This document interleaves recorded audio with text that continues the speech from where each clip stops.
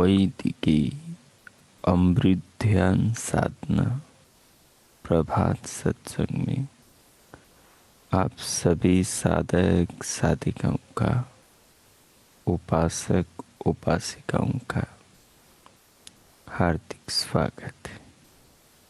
आइए पूर्व की भांति आज के ब्रह्म मुहूर्त में, आज की ब्रह्म वेला में भी हम उन महान प्रभु पार ब्रह्म परमेश्वर सच्चिदानंद स्वरूप सर्वशक्तिमान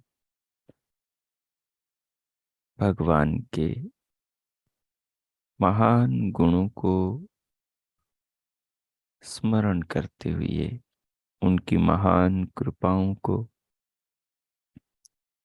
अपने जीवन में देखते हुए,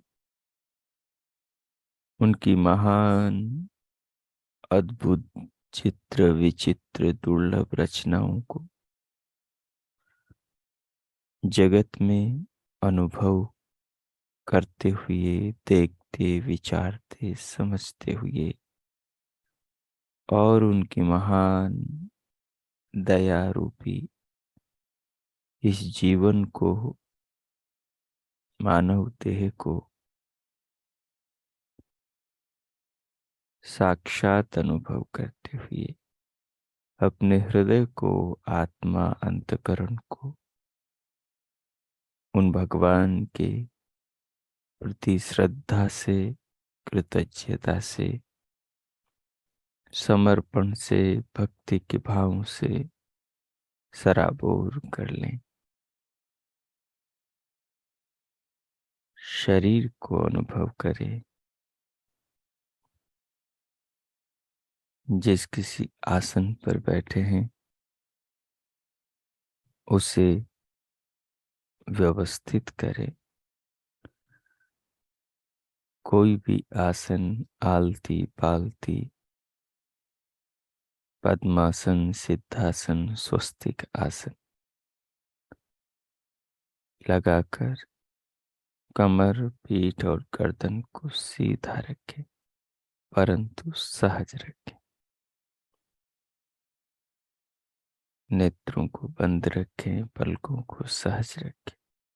हथेलियों को गोद में व घुटनों पर, कंधों से उंगलियों तक पूरे हाथों को शिथिल करें, ढीला छोड़ें, सहज रखें। सिर से पांव तक, पांव से सिर तक पूरी देह को शिथिल करें। शरीर के सभी अवयवों को, अंग प्रत्यंगों को अपने हाल पर छोड़ दें। किसी अंग की मांसपेशी पर अनावश्यक दबाव, खिंचाव, भिचाव बिल्कुल न हो।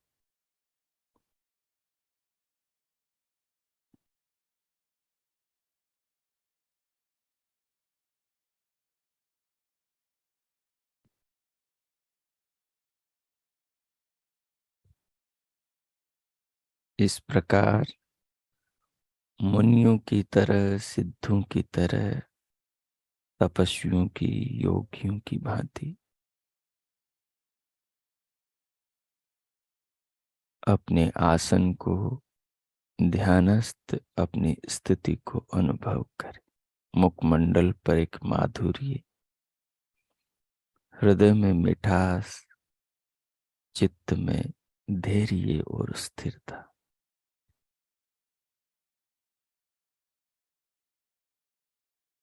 अब धीरे धीरे बाहर से भीतर श्वास ले, प्राणों को लेते हुए अनुभव करें। प्राणों को अनुभव करते हुए अनुभविता आत्मा स्वयं को भी अनुभव करे। प्राणों को जानने वाले, श्वास को अनुभव करने वाले, देह को धारण करने वाले, देह को अनुभव करने वाले अपनी आत्मा को जाने, खुद को जाने।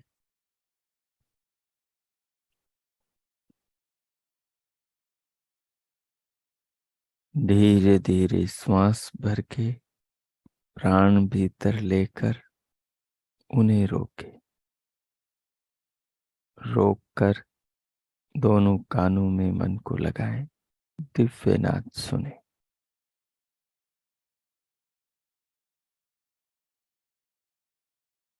दिव्य नाद सुनते हुए मानसिक रूप से प्रभु नाम का, ओम नाम का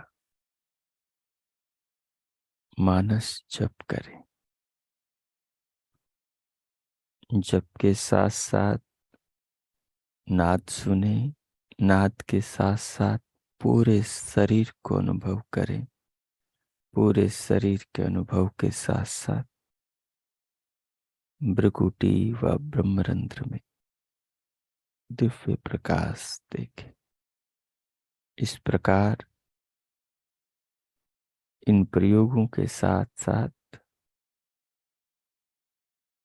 इनको अनुभव करने वाले, इनको करने वाले देह की चेतना, आत्मा को, अहम प्रत्यय को अनुभव करने वाले स्वयं को भी अनुभव करें।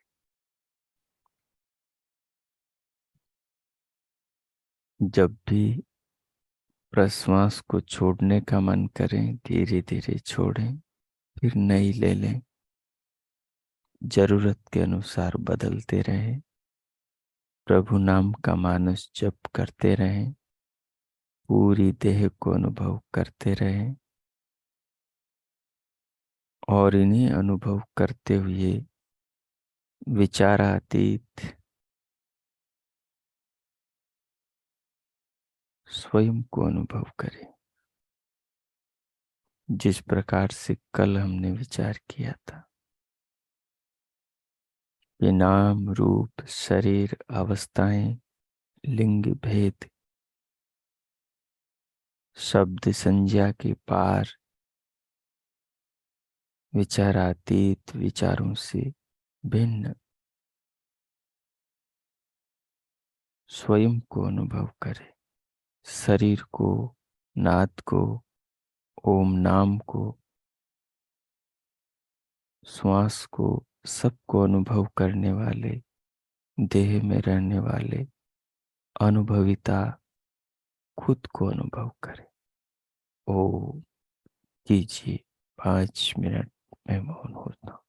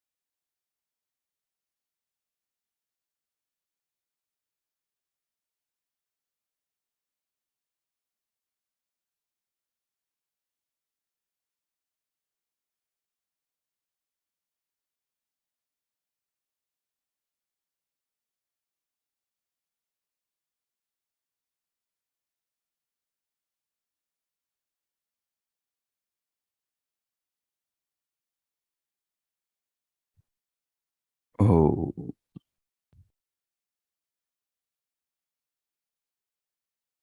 हो। इस प्रकार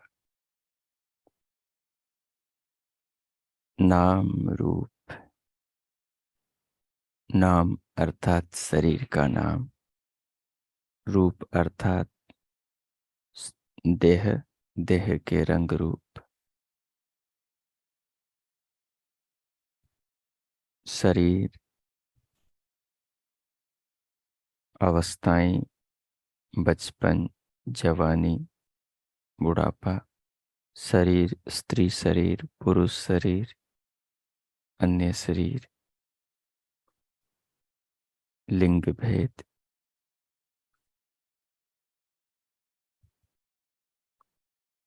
संज्ञा, शब्द आदि से परे हैं आत्म तत्व का अनुभव।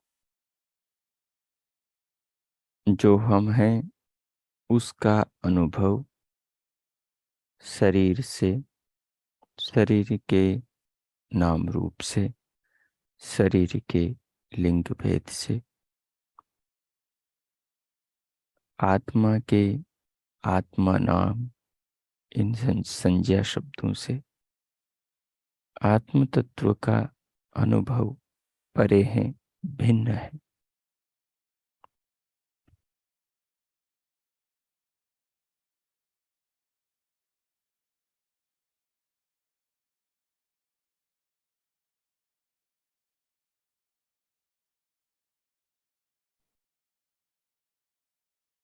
ये संज्ञाएं, ये शब्द, ये नाम रूप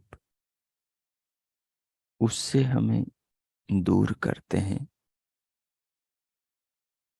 उसको साक्षात अनुभव करने में बाधा ही पहुंचाते हैं।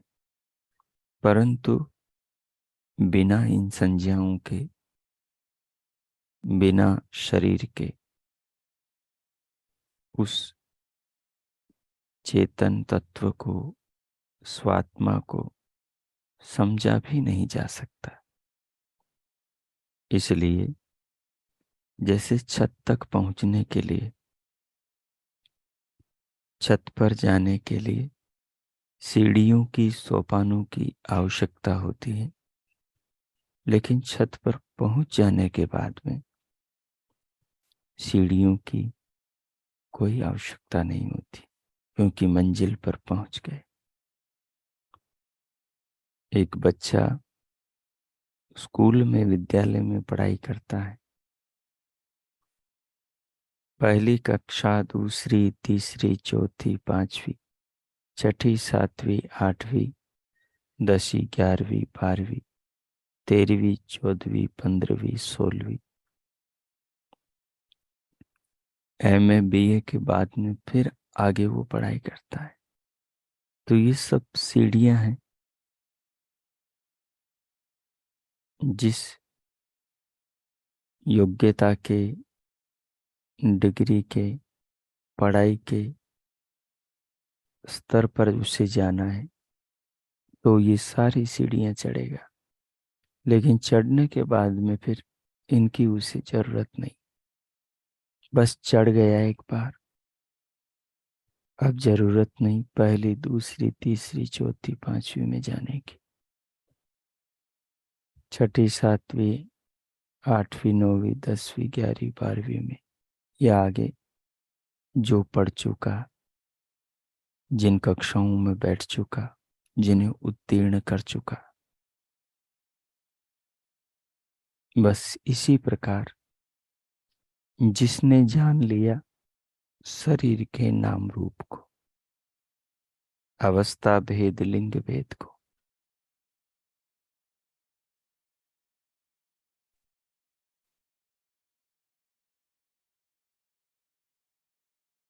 देह के और आत्मा के पृथक अनुभव को, वो फिर इनकी ओर दोबारा नहीं आता। फिर इनके भावों से इनमें आसक्त नहीं होता। लेकिन ये ज्ञान अनुभव पर आधारित होना चाहिए। ये चिंतन अनुभूतियों से उत्पन्न होना चाहिए। केवल दिमागी चिंतन न हो, केवल ये वैचारिक निर्णय न हो, ये निर्णय साक्षात अनुभव से उठा हो। जैसे सूर्य के प्रकाश में हम किसी चीज को हाथ से छू कर देखते हैं, तो फिर हमें संदेह नहीं रहता। अब किसी प्रमाण की आवश्यकता नहीं, अब उस चीज को हमने छू कर देख लिया। जब हम धूप में होते हैं तो फिर किसी प्रमाण की आवश्यकता नहीं है खुद को भरोसा विश्वास दिलाने के लिए कि मैं धूप में हूं। धूप हम अनुभव ही कर रहे हैं, तो हम धूप में ही हैं। अगर इस पर हमें भरोसा नहीं होता है, अगर इस पर भी हमें संदेह होता है कि इस मेरी अनुभूति को कोई दूसरा व्यक्ति सिद्ध करे, तो समझें कि हम अभी अनुभूति की योग्यता के योग्य नहीं हुए। जब आप धूप में खड़े हो, जब आप पानी में खड़े हो, जब आप शीतलता को और उष्णता को अनुभव कर रहे हो, धूप की, सूर्य की उष्णता, प्रकाश को आंखों से देख रहे हो, चमकते सूर्य को, उसकी रवि रश्मियों को, उसके उजाले को, फिर भी आप ये कहो कि कहीं ये स्वप्न, तो कहीं ये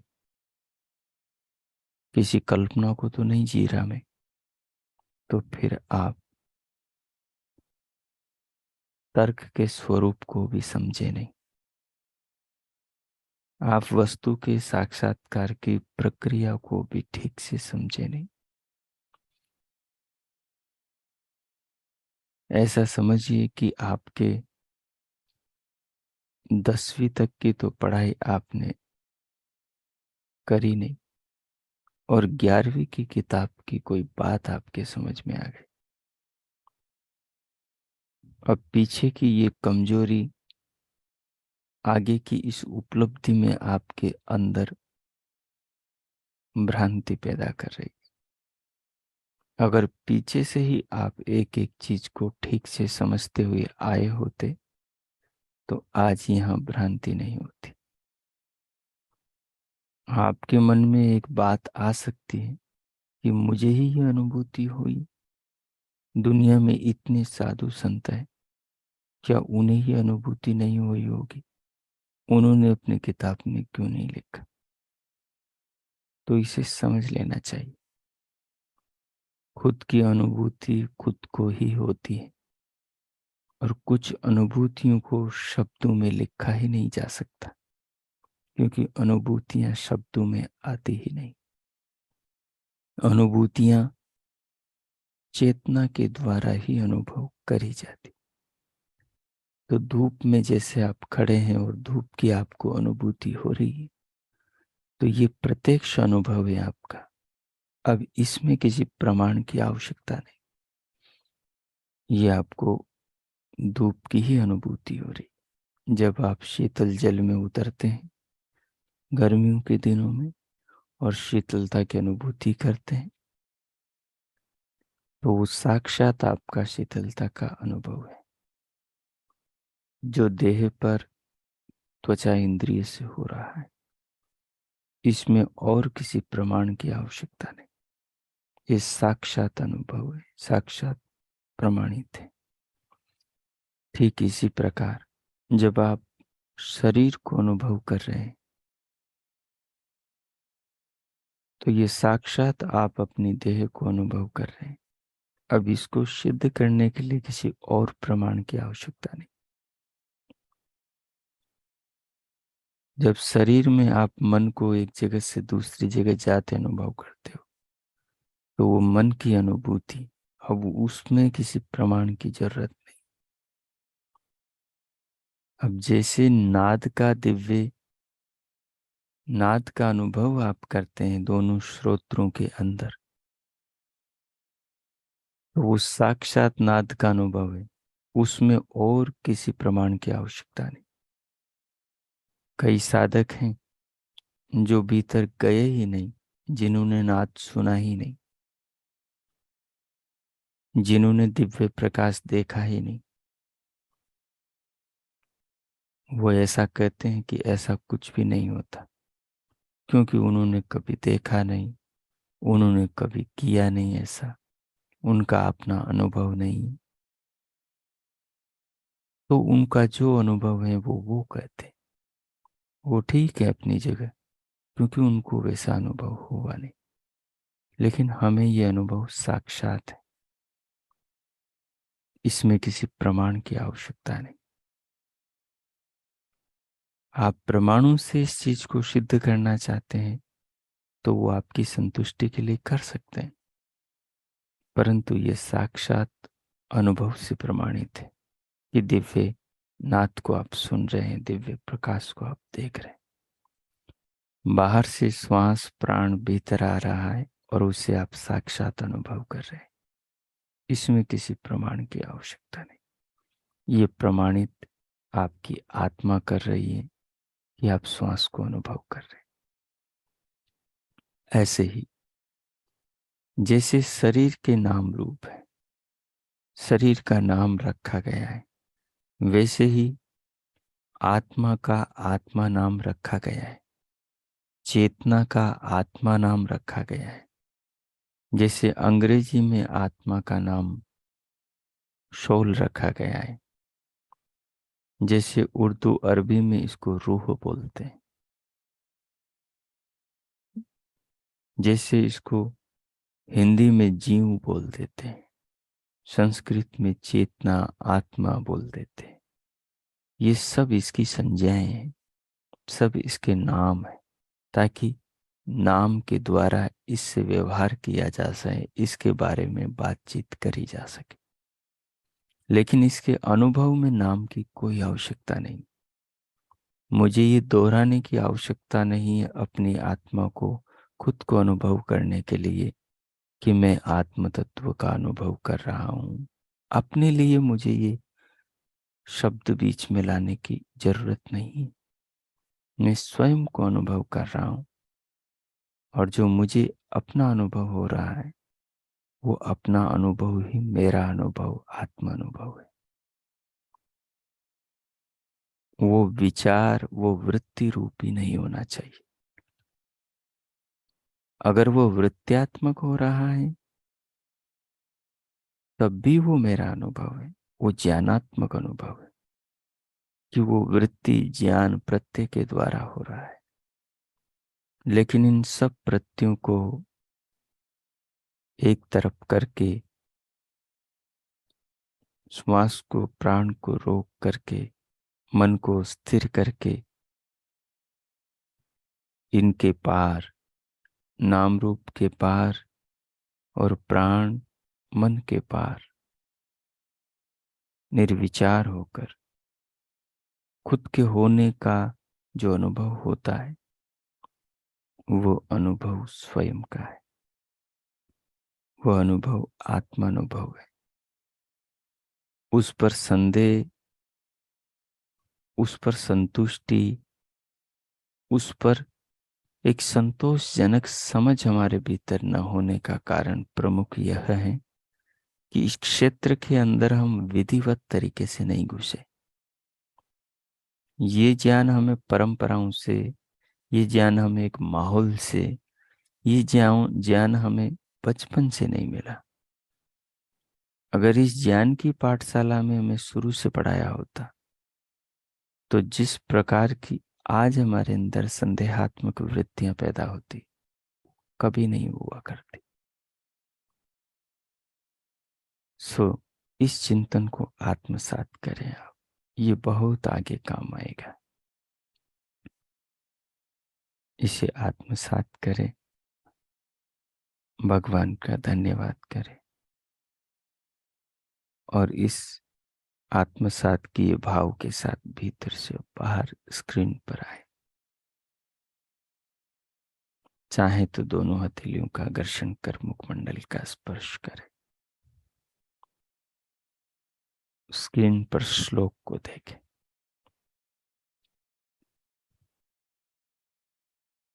पीछे से हम श्वेताश्वतर उपनिषद के इस 18वें श्लोक का, इस श्लोक के एक मुमुक्षु शब्द पर विचार करते चले आ रहे हैं कि मुमुक्षुत्व क्या है। तो हमने इस पर विचार किया कि मोक्ष की जो प्रबल इच्छा है, जो उस इच्छा से युक्त है, वो व्यक्ति मुमुक्षु कहलाता है, यानी मोक्ष को चाहने वाला।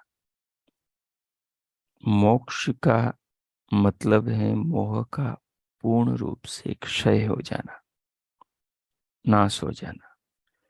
और मोह का मतलब है साक्षात अविद्या।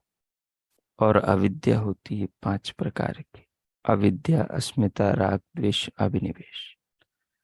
और जो इसमें अविद्या है वो जड़ को चेतन, चेतन को जड़ मानना, सुख को दुख मानना, दुख को सुख मानना, स्वच्छ को अस्वच्छ, अस्वच्छ को स्वच्छ मानना।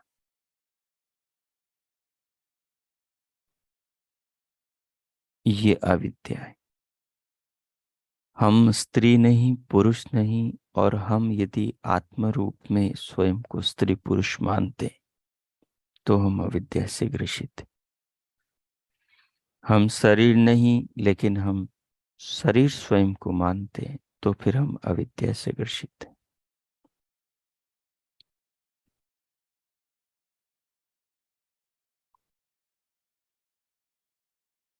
हमें जो विषयों का सुख होता है, हमें जो अहंकार का सुख होता है,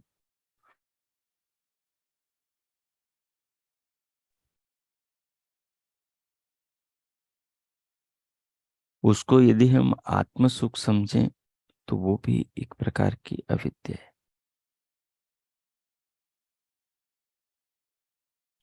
आत्म सुख हमेशा एक जैसा होता है, बदलता नहीं। और इंद्रियों से प्राप्त सुख हमेशा बदलता रहता है, कभी स्थिर नहीं रहता। अस्मिता है आत्मा और चित्त की एकता। राग है किसी विषय में आसक्ति, किसी विषय में लगाव का होना, किसी वस्तु में आसक्त होना, उसके बिना स्वयं को दुखी अनुभव करना, उसके लिए स्वयं को लालायित अनुभव करना, उसे पाने के लिए बेचैन रहना, उसे खाने, पहनने, ओढ़ने के लिए उसके ख्याल में बने रहना, ये राग है। द्वेष है जिस चीज से दुख मिलता हो, व्यक्ति से दुख मिलता हो, उससे नफरत करना, उसको न चाहना, उसको न देखना, उसकी स्मृति से भी द्वेष करना, द्वेष है। और अभिनिवेश है मृत्यु का भय, मरने से डरना। अभिनिवेश का मतलब है शरीर को आत्मा समझना। जब आत्मा का साक्षात अनुभव हो जाता है और क्रमशः होता है तो फिर अभिनिवेश क्लेश मिट जाता है। और जब अव्यवस्थित क्रम से होता है तो ज्ञान होने के बाद में भी अभिनिवेश क्लेश पकड़े रहता है, क्योंकि ज्ञान अभी आदमी के शब्दों में है। ज्ञान में आदमी अभी पूरी तरह ओतप्रोत नहीं हुआ। ज्ञान उसकी अनुभूति नहीं बना, और अनुभूति भी बन गया है तो अनुभूति को समझने की योग्यता भी उसने अर्जित नहीं करी।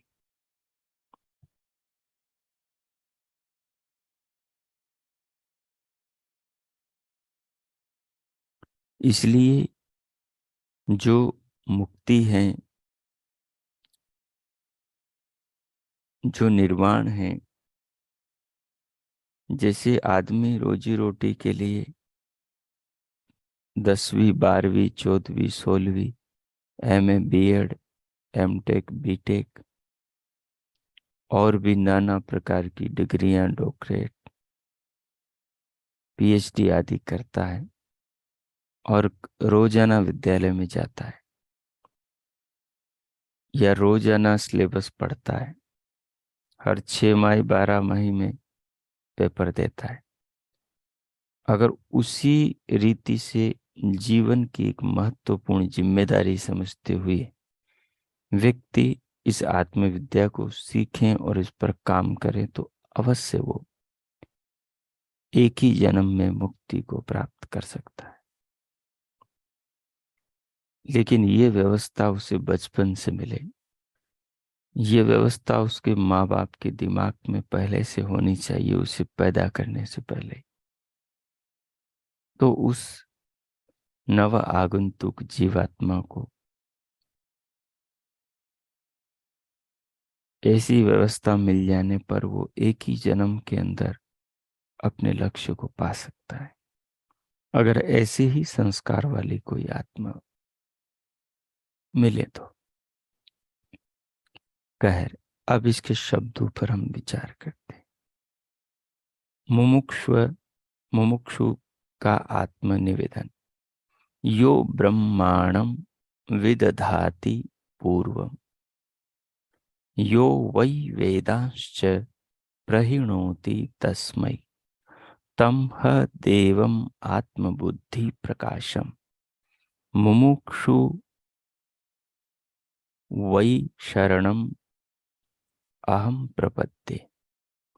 यो ब्रह्माणं विदधाति पूर्वम, यो वै वेदांश्च प्रहिणोति तस्मै, तं ह देवम् आत्मबुद्धि प्रकाशम, मुमुक्षुर्वै शरणम् अहं प्रपद्ये। यह जो पूर्वम पहले ब्रह्मांडम वेदज्ञ को, वेद के जानने वाले ब्राह्मण को, विदधाति उपजाता है, उत्पन्न करता है, यह वही और जो वेदान प्रहिणोति, वेद के ज्ञान को प्राप्त करने वाले में वेदों को प्रकाशित करता है, उसके प्रति मेरा निवेदन यह है कि ह निसंदेह तम उस आत्मबुद्धि प्रकाशम, उस आत्मा का कल्याण और प्रजा का प्रकाश करने वाले देवम दिव्य दाता और ज्योति स्वरूप देव की शरणम अहम, शरण को मैं प्रपद्ये प्राप्त करता हूँ, जाता हूँ, ग्रहण करता हूँ। वही क्योंकि मैं मुमुक्षु हूँ, एक मुमुक्षु व्यक्ति हूँ, मुक्ति को चाहने वाला व्यक्ति हूँ। श्लोक का तात्पर्य बहुत स्पष्ट है। मुमुक्षु व्यक्ति आत्मनिवेदन अर्थात अपनी हार्दिक इच्छा प्रकट करता है कि मैं क्या कर रहा हूँ। तो मुमुक्षु एक मार्ग है, एक विचार का, एक आत्मकल्याण का, एक मानसिक दिशा है जिस पर यह व्यक्ति आत्मकल्याण के लिए चल पड़ा है।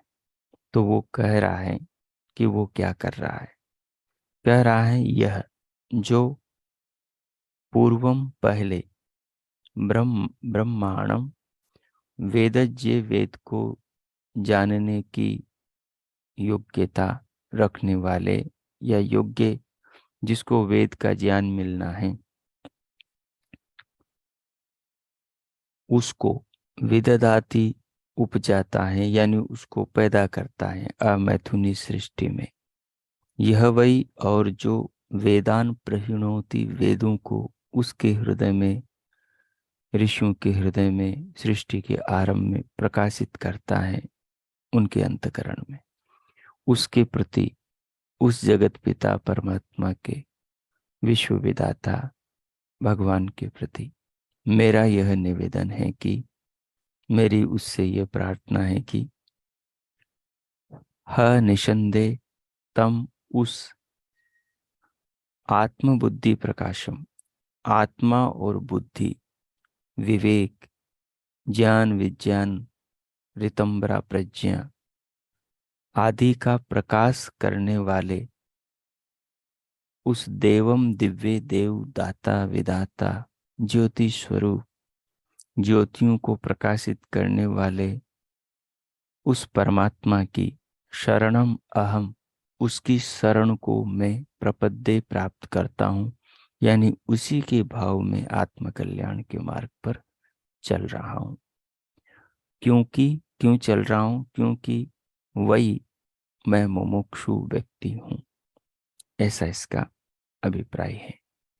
ये कथन आप कर सकते हैं यदि आप मोक्ष के मार्ग पर चल रहे हैं, यदि आपने भीतर से मुक्ति का पथ चुन लिया है तो।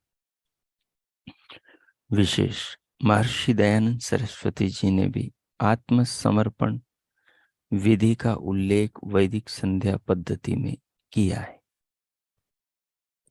हे ईश्वर दयानिधे भवत कृपया अनेन जपोपासनाधिकर्मणा धर्मार्थ काम मोक्षाणाम सद्य सिद्धिर्भवेन्न। समझो कि इसी श्लोक से महर्षि ने संध्या के अंदर ये विधान किया है कि संध्या करने वाला व्यक्ति जो धर्म को धारण करके अर्थार्जन करे, अर्थ को धारण करके धर्म पूर्वक किए अर्थार्जन से उन कामनाओं की पूर्ति करें जिन कामनाओं की पूर्ति से मुक्ति की उसे शीघ्र प्राप्ति होती हो, ऐसा व्यक्ति मुमुक्षु है। हे ईश्वर दया के सागर दयानिधे दया के सागर भवत कृपया आपकी कृपा से अनेन इस जप और उपासना आदि कर्म से जपो उपासना आदि कर्मणा उपासना आदि कर्म से हमको शीघ्र ही धर्म अर्थ काम मोक्ष की प्राप्ति हो। इस समर्पण विधि का अनुष्ठान सभी उपासकों का पूर्ण श्रद्धा स्निग्धता और सावधानता से करना चाहिए। यहाँ काको को कर लीजिए सभी उपासकों को। तो इस प्रकार मुमुक्षु का आत्मनिवेदन और आत्मा का चिंतन किस प्रकार से किया जाए नाम रूप के पार, इस पर हमने ये 2-3 ध्यान प्रयोग की कक्षाएं करी। अब आगे अगला श्लोक हम कल देखेंगे। आज की कक्षा को ध्यान प्रयोग को इतना ही रखते हैं। इसके भाव को आत्मसात करते हुए भगवान का धन्यवाद करेंगे। 2 मिनट में मौन होता हूं। आप इस पर विचार करें, ध्यानमय चिंतन करें, इसके विषय को आत्मसात करें, व्रत लें, स्वयं के लक्ष्य को मजबूत करें और परमेश्वर का इस जीवन के लिए ज्ञान के लिए इस मार्ग पर लाने के लिए धन्यवाद करें। ओम कीजिए।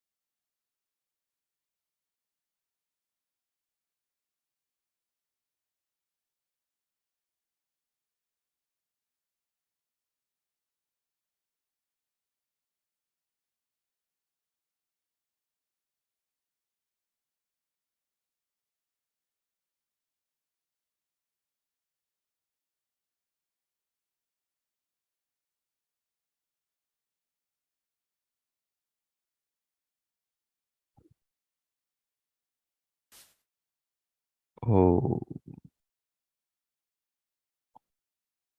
हो। इस प्रकार मुमुक्षुत्व के विषय को, भाव को, श्लोक के अर्थ को आत्मसात करते हो और प्रभु का धन्यवाद करते हुए अब भगवान के धन्यवाद के भाव के साथ शांति पाठ करें।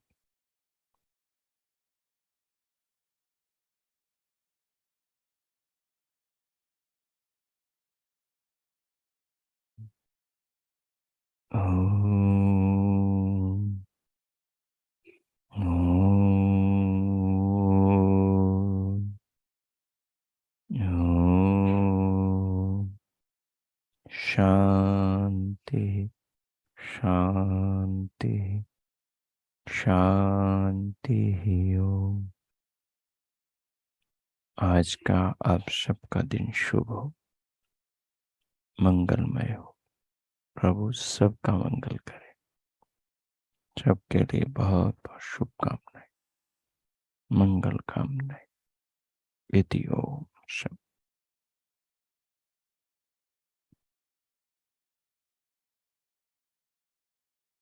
अब भीतर से बाहर आ जाए। दोनों हथेलियों का घर्षण करे, पूरे मुखमंडल का स्पर्श करे, उंगलियों के मध्य से पलकें खोले, भीतर से बाहर आए। अब किसी को कुछ पूछना हो पूछ सकते हैं। स्वागत है आपका। ओ नमस्ते आचार्य जी। धन्यवाद।